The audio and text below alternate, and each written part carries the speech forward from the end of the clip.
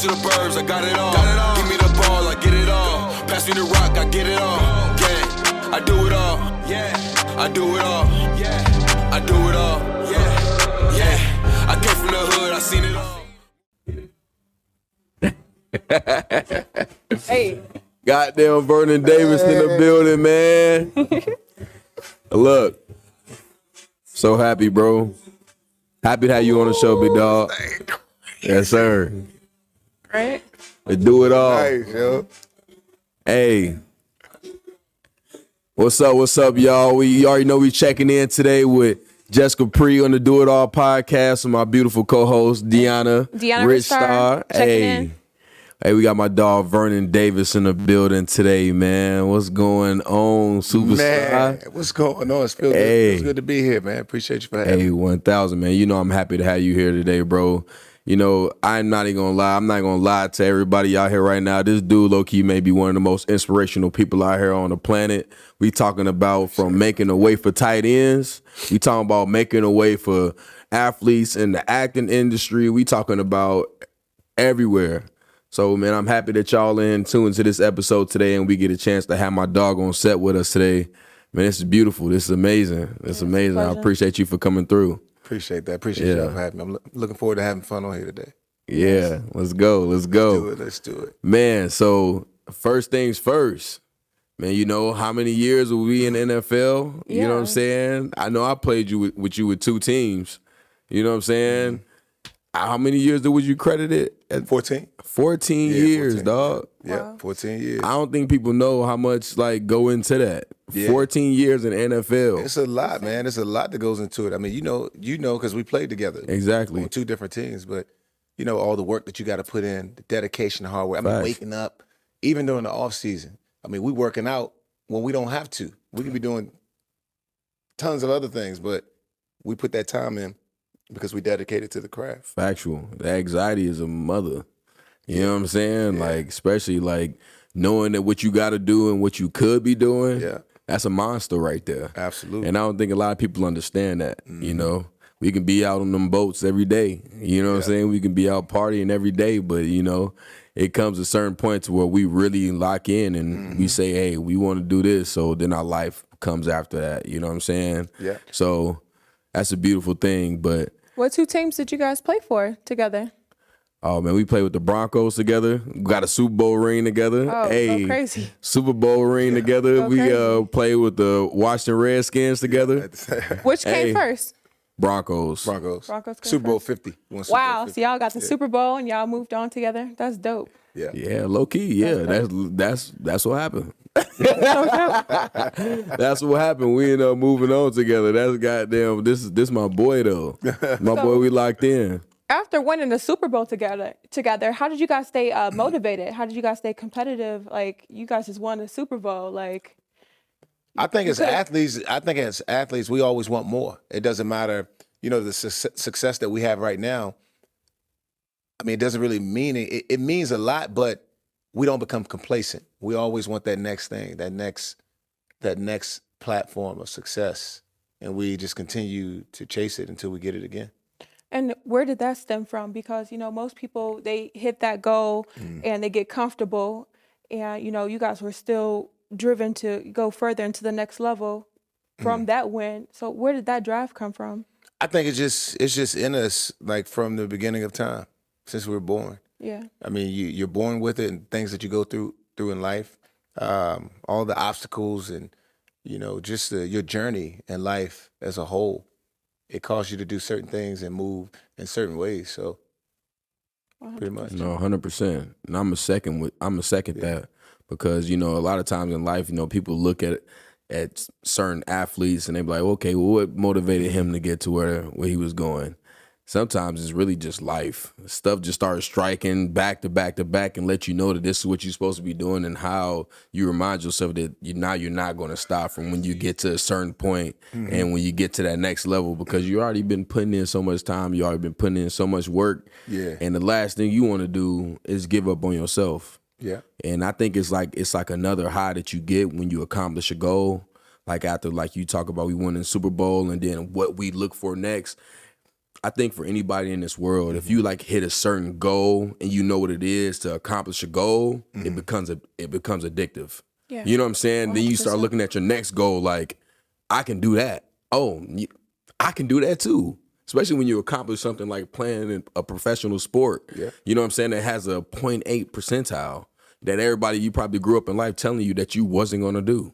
You know what I'm saying? That you wasn't gonna make it in. So you gonna let somebody else tell you to your face that you're not gonna make it in something else in life? Like I just don't see that happening too often. Like, I just don't see it happening. You know, we know how much grooming it taking to becoming an athlete. You know what I'm saying? And becoming the world's best tight end. You know what I'm saying? And becoming a record-breaking running back or whatever. Like that takes a certain type of work ethic that wasn't just popped out of nowhere. You know what I'm saying? Like it was work put into that. Yes, but who inspired you to work that hard? Like who motivated you to go that, that hard?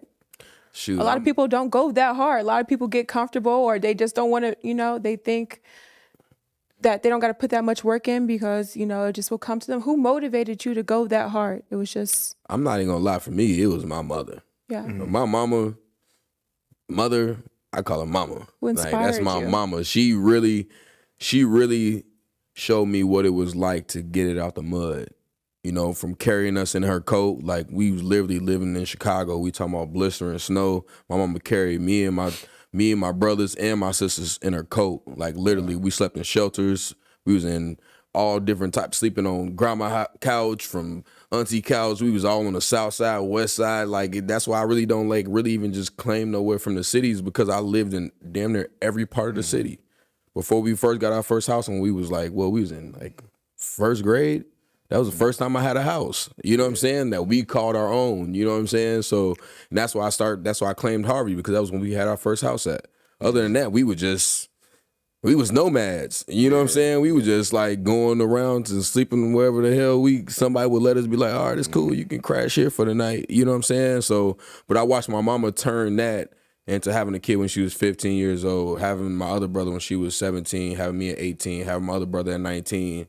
I watched her turn and not even having a high school diploma to getting her GED to now being a doctor. You know what I'm saying? To now being the #1 real estate agent and being a doctor and taking the bar exam, and like now she's like this woman who like just can't not do nothing. Like she just can do everything. You know what I'm saying? So like now for me it's like I'm a man and I just watch this woman do all of this. You know what I'm saying? And I think for a lot of people, they say men are a lot stronger than women. Like, you know what I'm saying? When it comes to bronze and when it comes to actual strength. So like, how can I call myself a man? Like if I can't, you know what I'm saying, stand up and like, I would just watch that. Like what is like, You what's just saw your mother do that. Yeah, exactly. And like what's for me? You know what I'm saying? Like I'm a man. I know my mama couldn't even play football. Yeah. You know what I'm saying? That's rule #1, and that's right off the gate. If she can go that hard, you can go 10 times harder. I feel the Exactly. same way, because my grandmother, she raised me, and she raised my younger sister. She pretty much raised my older sister as well. And we had 2 homes, and I saw her work so hard to be able to provide for us. Like we lived in a nice neighborhood. I'm from Oak Park, so we had a beautiful home. We had 2 homes.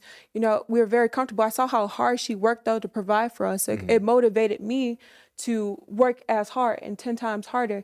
So when I was 15 years old, I decided I didn't want to have to ask her for anything. If she could work this hard to provide for me, and I was 13, and I can legally work and make it for myself, then why wouldn't I? So I started working when I was 13 because I saw how hard she was working to get it. Why would I want to ask her for something when I can do it for myself? Facts. So I ended up moving out. Yeah. Bro, what was your motivation? Because I think I do not know your full backstory.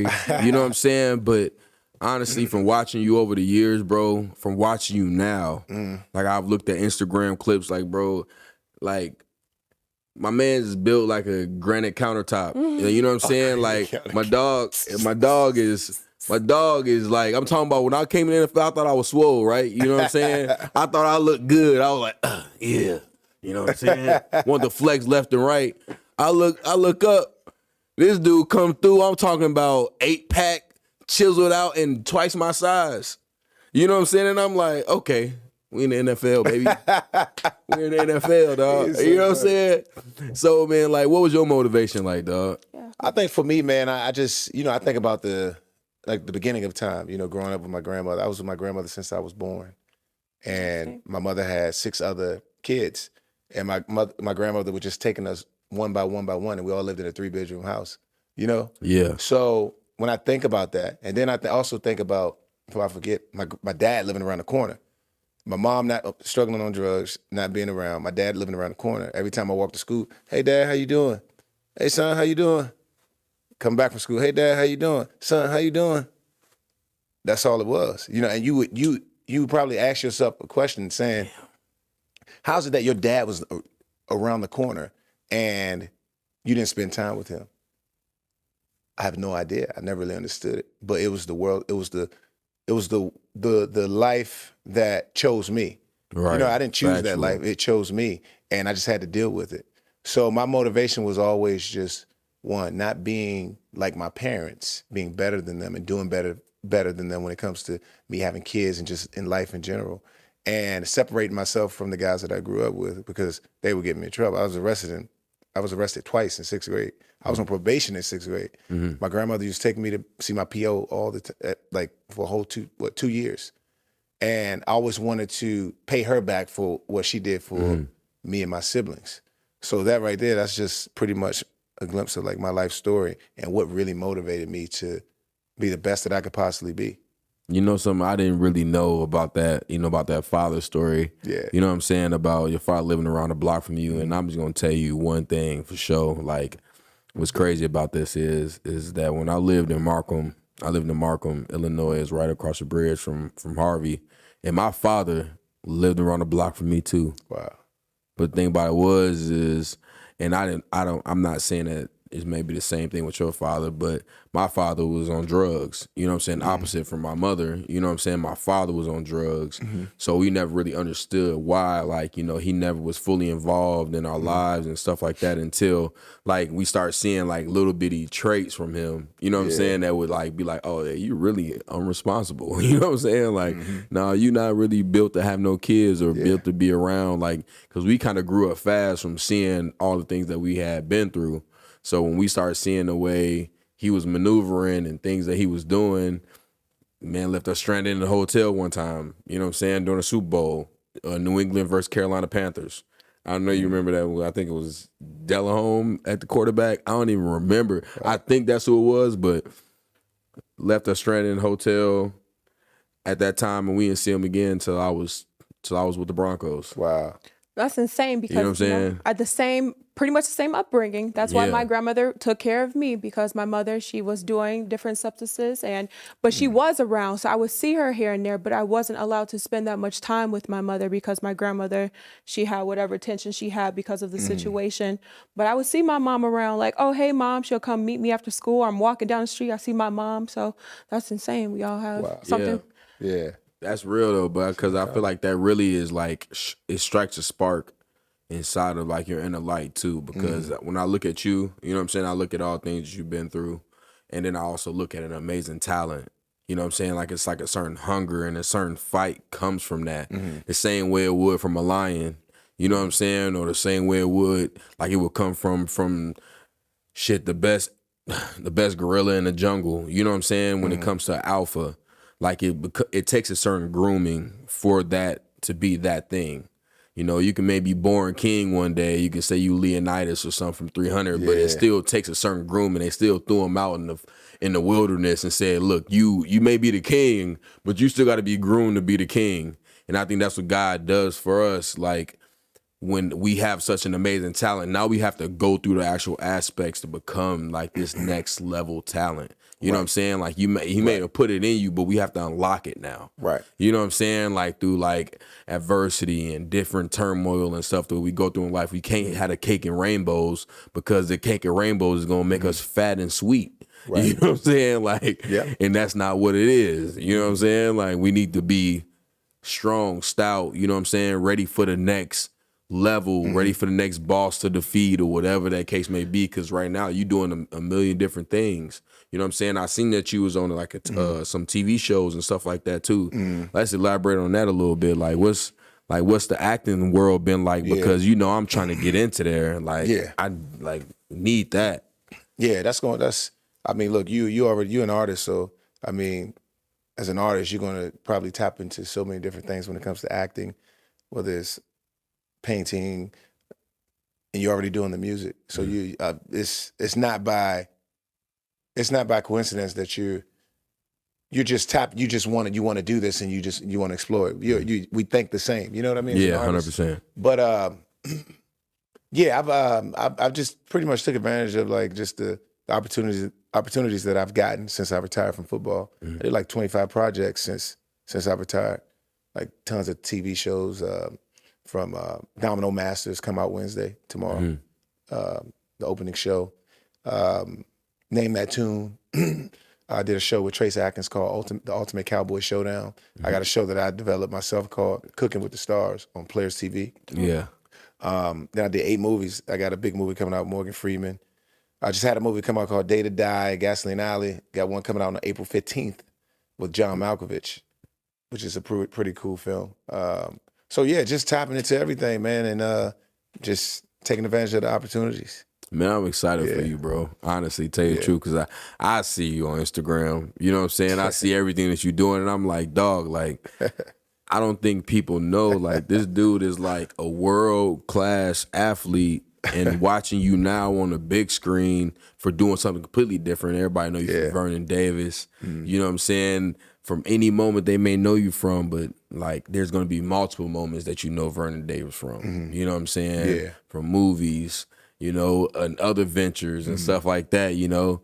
Like I'm super excited for you, bro. I'm super excited to see you you know, excel in this actor world, you know, to be mentioned with the Denzels and the rest of the guys. That'd be nice. Come on now. You know, I'm reaching for the stars with you. Come on, baby. How inspiring, you know? You know what I'm saying? Like, 'cause it's inspiring. Yeah. Somebody, it's you inspiring. know, it is. And it shows to other players, you know, after this one venture, you know, we got tons of thousands. Whatever you want to do. Anything you want to do, you know, Exactly. just keep creating, keep inspiring, you know. Facts.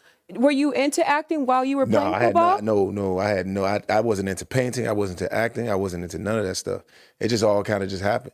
Was it from people you met during this time period, or was it just inside of you? I don't know. It's just kind of, I guess it was just inside of me. I went to school for football. I didn't go to school for education. Yeah. A lot of people say, It's student athlete. We was athlete students. Let me tell you, man, I had one thing. I knew I had one thing, which was talent. And I knew I had one thing that was going to take me and put me in a place that I wanted to be. Yeah. To be, you know, as far as having success. It was football. No, everybody's not going to make it as a professional athlete, but just because you put in football, you're going to school for football or basketball, you also have to treat whatever else that you're doing, you have to treat it the same way. Meaning, if I have to sit in the classroom and I have to learn, I have to turn in my grades, turn in my work to get grades, I want to treat that just like football, but I'm going to school for football. And I tell everybody that all the time. Yeah. Because it's true. That's what I went to school for. Yeah. What else did I have that was going to get me out of the hood? I'm from the hood. I was from DC was the murder capital when I was growing up. Yeah. You know what I mean? I got friends. I got a buddy that lost his eye in 6th grade. I got another buddy who went to jail. My best friend dropped out of school in 7th grade. So I mean, we seen it all. You and I and you, we're from the other side. A lot of people don't experience what we've experienced. You know, 100%. You know what I'm saying? No. So we got a drive within us that's crazy. I mean, it's relentless. Yes, and that's what makes you so relatable, because there is people that have gone through experiences like that need this motivation and need this inspiration, you know, to go to the next level. You know, they see how successful you were. Some people that I know, you know, they went through these tough situations and they weren't able to make it out of it. And they feel like they're stuck. I have family members, you know, as well, you know, that felt like they're stuck in certain situations and certain lifestyle. Yeah. So luckily we had, you know, we took from that and we became fearless and we took it to the next level, and we were able to accomplish many things because of these experiences we had. A lot of people, you know, didn't take what we took from these situations. So, you know, that one person, that one thing, something stuck with us and it took us to the next level. That's the truth. Like you said, I didn't want to be like, you know, I wanted to be better than my mother. I wanted to be better than my sister, better than my family. Right. And I always tell my sister, like, she's my inspiration growing up. She's like, no, DeAnna, you want to be better than me. You always want to be better than me. So I'm like, okay. So I took myself to the next level. I pushed myself hard. So I can. Hey, look, and I feel like that's how warriors are made. You know, some people we choose warrior lifestyles. Some people choose the easy road. Give me what you got. You know what I'm saying? Like, no, when you choose a warrior lifestyle, you choose the glory. You know what I'm saying? You choose to be God's warrior. Like, we're going for the seat at the table. You know, the knights get a seat at the table. You know, everybody else, you know, they might just get a piece of bread thrown. You know what I'm saying, or whatever. But we going for the gusto. You know what I'm saying? We going for that relationship with God. We going for the relationship with ourselves. We going for the relationship with our families. You know what I mean? The relationship to make everything better around us 360, not the selfish route.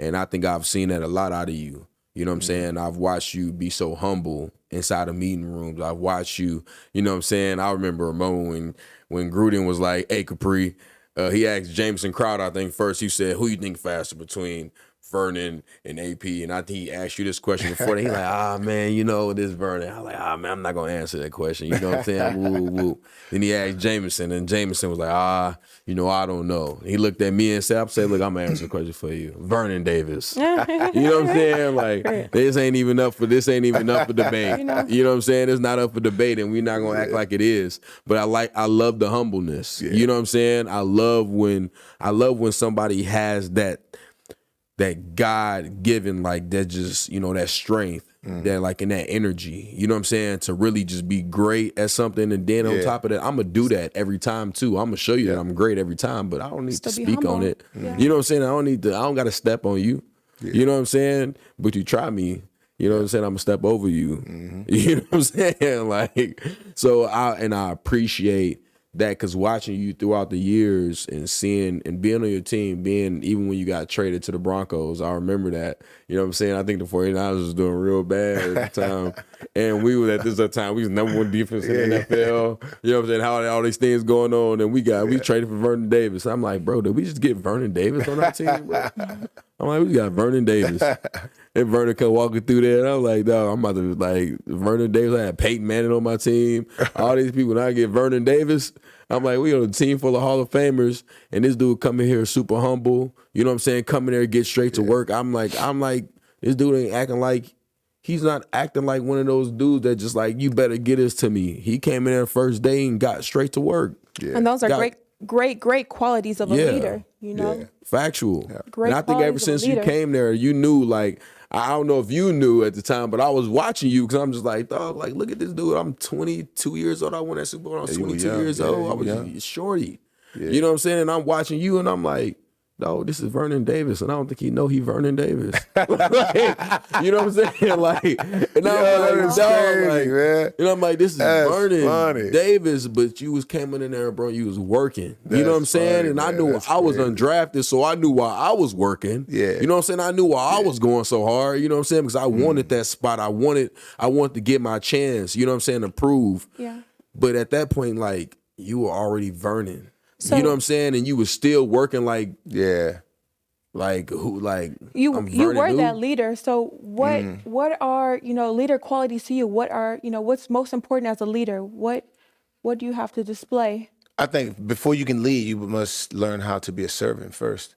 You know, you got to serve before you lead, and that's just a platform to just build that humility that you really need to be that leader. Because when you get to the top, everyone, like he said, he was watching me. I didn't know he was watching me.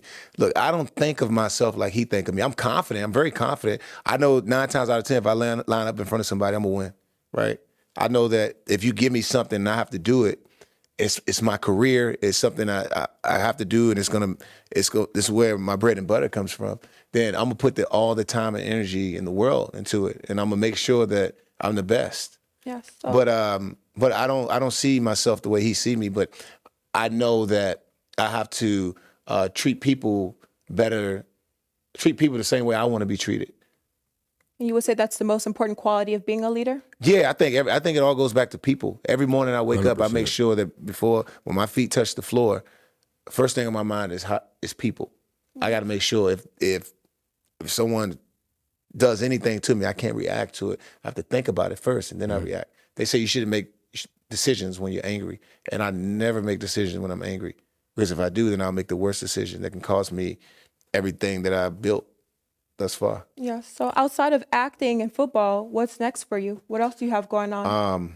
For me, it's just business, entertainment, whether it's television shows, acting, producing, just being creative, whether it's music, whatever. I mean, just whatever calling I have when it comes to the creativity. So you tapped into music? A little bit, yeah. I'm getting into it a little bit. I was inspired by this guy right here. No, Let me look, tell you, this guy, we need to look, this guy used to be in the locker room. He be showing off. I mean, every time he plays music, I be the one. Hey, crank that. Put your music on, bro. Yeah. Put your music on. Hey. It's like, you sure, bro? You would put your music Hey, look, on. you know how I was. Hey, man, yeah, your music was. Hey, he was. I always try to like low key fall back, but people just try to bring it out of me. They just try to bring it out. I feel like, especially when I was with the Broncos, Ron and them, they used to really try to like. I don't know. They was trying to make me play my music all the time, and I just like, I just definitely want to just coming to the glow. You know what I'm saying? But especially dealing with y'all and like dealing with how much we was like doing already, like I feel like a lot of teams didn't really want to like, they didn't want to see that. You know what I'm saying? We was already like Super Bowl champions. We was already a whole bunch of this and that, like. And we was already, I remember Kubiak had that one talk with us when he wanted to stop accepting free stuff out of Denver, like, because they was like, man, everybody keep giving y'all free stuff all around the city. Y'all don't got to pay for nothing. If anybody else accepts anything else for free, then you're going to have to see me. And we were like, oh, okay. Like, Well, you know what I'm saying? with that being said, how about college? What was the most challenging part about college? What was your college struggles? Ooh. What was the most challenging I'll let you go part first of on this one being if you want to. a college athlete? The college- struggle? Or the most challenging part? Not even just I'm going to say the most challenging part is the work. I mean, the work, and then just and the other part is me being exposed to diversity. I didn't have diversity where I grew up at. I went to school with nothing but African Americans all my life. So what college did you go to? I went to University of Maryland. Okay. Yeah, it's Division I school. So when I get there, I'm in class with all these, white people, just tons of just diversity. I'm kind of like nervous because I ain't never been in a class with white people like that. You know what I'm saying? It's the first time. Yes. So it was shocked. I was shocked. It was crazy. That was a moment. Yeah. So, just getting through that part of my life and also just getting adjusted to the workload. Yeah. Because you in college, the level goes up as far as the workouts that we have, the amount of work that we have, schoolwork. Mm-hmm. So just putting all that together, that was a challenge. I could imagine. Yeah, What for you, Kapri? Low key for me, it was really just I slacked off so much in high school. Like I slacked off. Like I think at the end of my sophomore year, I probably had like a 1.8 GPA from just like, and it wasn't because I just wasn't smart. I just wasn't applying myself. Right. Like I just had moved out to a place called Plainfield. Like if anybody know where that is. But I was literally coming out of foster cares, all this other stuff like that with my family. And then I started playing football when I was like in 6th grade, you know what I'm saying? And start going crazy. Next thing you know, I started getting high school scholarships to play high school. And my mom was like, okay, do you want to accept any scholarships or would you rather move somewhere, you know what I'm saying, where you can go to school with your brothers at? And I'm like, well, like, I want to go to school with my brothers. We always talk about this growing up. I was on the foster cares, all this other stuff. Like, there's no way I'm not going to be around my brothers for high school. You know what I'm saying? So my mom moved us out to this place called Plainfield. And I went out there and had a whole culture shock. The same thing you talking about. Wow. I had that in high school, like my freshman year. I went out there, I was in a big, long white tee. You know, I had a big old chain. I had a Michael Vick jersey, you know what I'm saying? Pants sagging all up. I walk in class, they got on Aeropostale and Hollister, all this other stuff. And I'm like, dog, like, what's going on here? It's kind of insane because for me, it was completely opposite. Like, I'm from Oak Park. It's very, very diverse. So when at the age of 15, I moved out and I lived on my own. And I graduated from high school and I took some time off because originally I wanted to go to the military, but I changed of plans. I had a little boyfriend or whatever. Didn't want to do that. Not a little boyfriend, but I had a boyfriend. And then from there, I did want to go to college. You know, that's something I always wanted to do for myself since I wasn't going to the military. I was working so hard. I'm like, oh, there has to be something more. But when I finally did go to college, because I didn't apply myself to scholarships or anything while I was in high school, thinking I was going to the military, I ended up going to a local community college.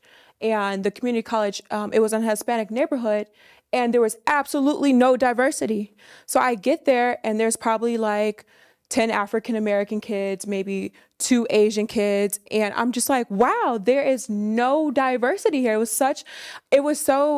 it was so uncomfortable for me because I had never been in a place where it was all of just one, nationality. And I ended up meeting like different students. I'm inspiring them, like, you can go to other places, other schools where there's a mixed group of people. So it's completely opposite for me. That was insane. Wow. No, I feel like everybody got that story, with the diversity side, especially when culture shock, especially coming from a rough neighborhood to going to, to the next level of things. You're going to experience that next level of diversity, because you're going to have to go through that in life. I feel like you're going to have to see, if you go to school with all black people, you want to go to college, you're going to go to school with all white people. You know what I'm saying? Or if you, like, maybe it's like if somebody was Caucasian went to HBCU. Or you know what I'm saying? Like, that's like, because that's happened. You know what I'm saying? Like, you can only imagine how that feels. You know what I'm saying? And like to try to adjust to that side of life. Yeah. And that's the same thing for African American to go to a Division I school. Yeah. Because if you come from the hood and you go to a Division I school, there's almost a 95% chance you're gonna get there, and 95% of your class is gonna be white. Wow. You know what I'm saying? Yeah. Like, no matter what school it is, because not a lot of these black people are getting into these Division I schools. They not. Like at Colorado State, when I got there, bro, there was probably like 400, 300 black people. And we talking about out of 30,000, 40,000 people. And was there still segregation within that? Because for me, my high school, I went to Oak Park, like I said, it was very diverse. But we had a whole TV show on HBO about how within this diverse community, it was so segregated. And I just know walking into the lunchroom is still, it was still. Well, that's honestly, cliques are gonna form regardless if you're in a black neighborhood, white neighborhood, because white people will click up on white people, black people will click up on black people. You know what I'm saying? Because that's just how it go. You know what I'm saying? That's part of human nature. So I don't really think that's really about segregation, rather than to say like that's human nature. You know what I'm saying? Like, I really feel like that because when you go to all black school, no matter if it's gangbanging, you can call that segregation. You know what I'm saying? Because you got the GDs, you got the Mo's, you got the foes, and they not gonna rock with each other. You know what I'm saying? Like, or they gonna hang out in this certain group. Right now, granted, it's not like that. No GD, like people in Chicago all hang around each other now. It ain't always the same. But you come out to LA and Bloods ain't hanging out with Crips. We don't call that segregation. You know what I'm saying? Like, but that's human nature though, for us to find like-minded people or people that we may rock with a little bit and to stick around those people, and like you may say hi and bye to those people sometimes, but I feel like that was a lot in college too. You went to school with a bunch of white people, but there was black parties. You know what I'm saying? And if a white person showed up, wouldn't hate them for being there. We partying with them too. We party like everybody, we partying, but just so happened a black person threw this, and just a lot of black people gonna come. You know what I'm saying? I don't find that as segregation more than just find it more like-minded. We listen to rap, you know what I'm saying? Like, it's more the cultural base, how we dance. And everybody want to feel comfortable where they at or, feel like they fit in a certain sense. Like me, I don't care about getting this, like seeing new things. I don't care about going somewhere and seeing something different, tasting new foods and stuff like that, because I've lived a certain life now that lets me know that I need to You've seen both sides. Exactly. You know what I'm saying? We're not going to limit ourselves. We're going to see everything. Exactly. And the experience. Culture ourselves. Right. That's very important. You got to stay cultured. We be stuck in, what exactly. We have to experience it all. Especially living in Chicago, you start dealing with people who really have never been outside of the city. You know what I'm saying? Like maybe lived there and never been outside of the city. Wow. So now like for you, you know what I'm saying? For instance, like how many people do you know that you grew up with in Maryland that probably never been outside of Maryland? You know what I'm saying? And everything that you've seen, you've probably been all 50 states at this point. Like, you know what I'm saying? Like, and other people haven't even seen a third of this, of, you know what I'm saying, of DMV. Like, you know what I'm saying? Like, that's crazy. It's really like that. It really gets like that. So, for you, I got to ask you, like, when it comes to just going on new, like, ventures in your life, you go back home, like, and you see things around your certain neighborhood, how do you navigate? How do you, like, Well, the neighborhood that I grew up in is gentrified. Mm-hmm. Yeah, everybody that was there they're gone. Yeah. They moved, so the neighborhood's not even the same anymore. Totally different. When you were younger, what was the biggest barrier you had to break through to get to the point you are? I think just making sure that not getting caught up. Whenever I went back home to see my grandparents and my family, not standing out in the corner and running with the guys that I grew up with. Just making sure that I was good. And that's a big point. Yeah. The importance of your surrounding. You know, if Yeah. you're surrounding yourself with people, you know, even though those are your friends, you know, those are people you grew up with, you know, Facts. you got to hang around what you want to be about. You know, that's what my grandma always told me. Birds of a feather flock together. So, you know. That's the truth. That's the truth. Yeah, I think that's huge. I think that's huge, especially staying clear of certain things because, as you know, you may find yourself in situations that you don't even want to be in. Yeah. You know, by just hanging around a certain group of people. You may go around, hang around Joe Schmo, and he may have some beef out there somewhere. You know that he ain't gonna tell you about that. And you never Until it go down, and then next thing you know, after it already happened, he gonna like, oh yeah, dog, I forgot to tell you, bro, ass was did this and that, and we had this go down, and now all of a sudden you just gotta react now. Now you gotta play captain. You gotta play Captain Saver.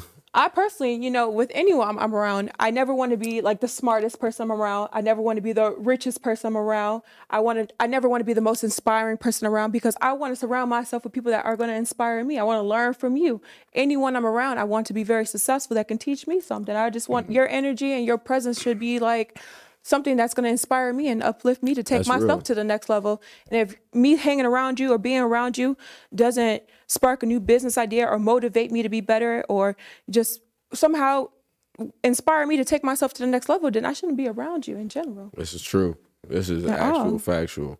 At You all. ever like what's some of the people that you think you learned from, you know, throughout your time in the NFL? Like, do you think you like had any people that, you know, especially you played with the 49ers, you played with the Broncos, you know, you seen a lot of players throughout those 14 years. Is there anybody that you say that helped you model your game? Yeah, I think one guy in particular is probably Jordan Reed. You played with him. Oh yeah. Yeah, a lot of people say, how can you learn from somebody that's younger than you? I say, you can learn from anybody. That's Right. that's where we go wrong. When you have a mindset and you feel like you can't learn from someone That's an old man that's younger than mentality. you, Yeah. or you know what I'm saying? Yeah. Or it's you're a male and you think you can't learn from a female, then you're setting yourself up for disaster because it don't work like that. You should always have an open mind and understand that you can learn from anywhere. Everything is a learning space, but you have to really be susceptible to be able to understand that, and you'll take off. No, 100%. Because that's the humility in you. No, wait, you say you learned from Jordan, right? We know Jordan was an amazing route runner. You know what I'm saying? Man. Choice routes. All that and above, you know what I'm saying, when it comes to receiving tight end. You know, can you go a little more in depth? So Jordan Reed was like one of the best route runners I've ever seen. Like from wide receiver, tight end. I don't think he get a lot of credit, enough credit for that. But when I got there, some of the things that I seen him doing, I tried to incorporate it into my game. Right. I got a lot better from doing that. Yeah. But yeah, he was a unique athlete. And I felt like, you know, if I was going to get better, I had to take what he had to get to the next level because certain things that he was doing, I couldn't do. But I had to learn, and I was willing to open up. Even though he was younger than me, I was like, I can still learn from this guy. Doesn't matter. Is that where you got the one touchdown from the Eagles when you jumped over the dude and like did all the crazy stuff? Or was that? I think no, not that. Who was that? That was the Eagles. That was I knew that was the Eagles. That was the Eagles. Yeah, bro. I don't know. I know I hit you up about that play. And I wish we can get a clip rolling about this play when this dude, like, you know, we seen that Greg Jennings put the team on my back though. You know, when he ran from Darren Sharper, that was the Vernon Davis moment of that. You know what I'm saying? I put the team on my back though. My man just sat there and ran through the whole team by himself, stiff arming, jumping over people. But I think that's the type of level of that you raise yourself to because lot of people said that time, like you were on, that was year 12 and 13 of your career. Yeah. And we talking about with the young bucks out here now. You know what I'm saying? We talking about the young ones out here running 4.2s and 4.3s, and we out here getting it out the mud still. Yeah. Jumping over people in the middle of traffic, and everybody, you know, with the 2 hands over the mouth type. You know what I'm saying? And we out here, and you out here doing this thing. Like, like, man, that's inspirational. You know what I'm saying? To see you still play at that type of level. And I don't even doubt you couldn't play right now. I get back out Especially there. You know what I'm saying? Like, my dog, you always in shape. You still stay fit and all that. Oh yeah. I don't stop. I don't stop. I made it a lifestyle. I made it a lifestyle long ago while I was playing. Yeah. So, I was, when you think like that, I always thought like I said, I'm not training for football. I'm training for the rest of my life. Right. And the things that I learned, I'm gonna take them with me. I might not go in the gym and lift 300, 400, 500 pounds. Right. Exactly. I'm gonna lift enough to make sure I'm staying in shape. Right. And looking good. You know. Yeah. Hey, look, come on now. It's a lifestyle, baby. Yeah. I like that. You know, because for me, I like do a lot of cardio still. I like do a lot of things because I don't think I need to be the bulkiest man in the world. You know what I'm saying? Like, you knew me back in the day, I probably had my traps up to my ears, you know what I'm saying? Type shit. But right now, I definitely feel like it's a lot more about maintaining. Yeah. I told myself when I turn 50, then I get fat. Yeah. What are 3 things you do every day to take yourself to the next level? Because you're still growing, you're still creating, you're still inspiring. Yeah. What do you do every day? Every day? Take yourself to the next level. 3 things. I make sure I just indulge in the creative space, whether it's coming up with an idea for a show or whether it's working with my acting coach. I work with him like twice a week, Tuesdays and Thursdays. Or if I'm not working with him, I'll take some of the notes or the assignments that he gave me and I'll work on it just a little bit, just to stay fresh. Because over time, that's how you get better, just by doing things consistently over time. Yeah. Dope. Yeah. Consistency is definitely key. Consistency. Anybody out here watching, if you're not consistent, you're resistant, you know, to your greatness. So love that. You know, hey, look, and it's the truth. You know, I feel like anything in life comes with consistency. If it's being a great father, being a great friend, being a great lover, you know, being a great anything, you know, it takes an effort, and effort is ultimately consistency. Yeah. You know, so, and that's how we got to where we've gotten in our lives so far, is consistency, being resilient in our paths, not letting anything come in front of us and stay in front of us. We hopping over it like you did versus the Eagles. Yeah. And I would say that's why 2% people succeed and 98% of people don't, because they give up. You know, they're not consistent. We put in work every single day. You know, we're putting our don't jump over people. Jump over hurdles, man. With that consistency, you eliminate fear. You know, because you've done this over and over. You know, so 100%. Yeah, 100%. Being fearless is huge. It's super huge, because, like, obviously I'm not going to mention you jumping over somebody again, but I'm going to mention it again because you have to be fearless in that moment to jump over a whole nother human being in the middle of action. That takes a certain level of not only I don't give a, you know what I'm saying, but at the same time as saying I'm not scared. You know what I'm saying? And it's more to that. What you have to do to eliminate that fear, the foundation you have to have, the consistency of work you had to put in to be able to eliminate that fear, to build that confidence, you know, that takes a lot, because, you know, fear is, you know, I never operate out of fear, even if there's something I am afraid of, I just do it, you know, so to get to that point. Yeah. Like Nike, That's baby. Dope. Yeah. Just do it. Yeah. Let's do it. Yeah, man. Well, I appreciate you, dog, for coming and pulling up on us, man.